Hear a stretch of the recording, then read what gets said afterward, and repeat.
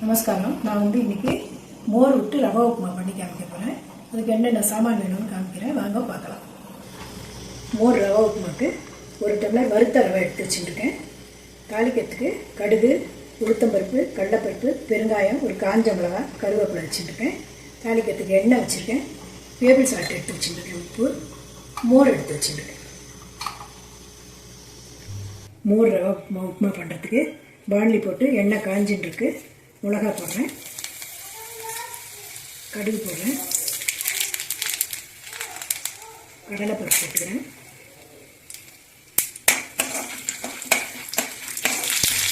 உளுத்தம்பருப்பு போடுறேன், பெருங்காயம் போட்டுறேன். இதுக்கு ஊறுகாய் மிளகா, மோர் மிளகா இருந்தாக்க போட்டுக்கலாம். நீங்கள் பச்சை மிளகா இருந்தாலும் போடலாம். நான் ரெண்டும் போடலை, வெறும் காஞ்ச மிளகா மட்டும் போட்டுருக்கேன். கொஞ்சம் சிறப்பாகட்டும். கொஞ்சம் வறுத்துட்டு கருவேப்பிலை போட்டு ஒரு டம்ளர் ரவைக்கு 2.5 டம்ளர் தண்ணியும் 1 டம்ளர் மோரும் சேர்த்து வச்சுட்டுட்டேன். இதில் குத்திடலாம்.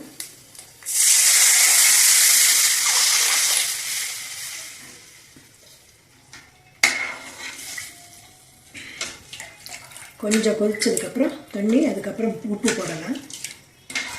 தண்ணி மோர் நல்லா கொதிக்க ஆரம்பிச்சிட்டு இப்போ உப்புமாவுக்கு தேவையான உப்பு போட்டுறேன். வறுக்காத ரவையாக இருந்தால் நீங்கள் வறுத்துக்கோங்க முதலையே. இது வறுத்த ரவையாக இருக்கிறதுனால நான் அப்படியே கொட்டுறேன்.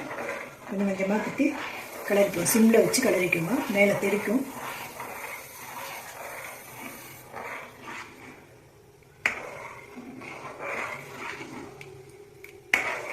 இந்த மாதிரி வரும்போது கொஞ்சம் சிம்மில் வச்சுட்டு ஒரு 10 நிமிஷம் மூடி வைக்கணும். மூடி போட்டு அதுக்கப்புறம் உப்புமா ரெடி ஆகிடும். மூடி வைக்கிறேன். மோர் ரவை உப்புமா தண்ணியிலேருந்து ரவையை கொட்டி 10 நிமிஷம் மூடி வச்சிருந்தேன். நல்லா வெந்தெடுத்து பாருங்கள். இது மாதிரி ஆகிடும். இது நல்லாயிருக்கும் சாப்பிட்றதுக்கு. தொட்டுக்கிறதுக்கு எதுவும் வேணுங்கிறதே இல்லை. இதுலேயே புளிப்பு காரமெல்லாம் இருக்கிறதுனால நீங்களும் இதே மாதிரி பண்ணி பார்த்துட்டு சொல்லுங்கள். அடுத்த வீடியோவில் சந்திக்கிறேன்.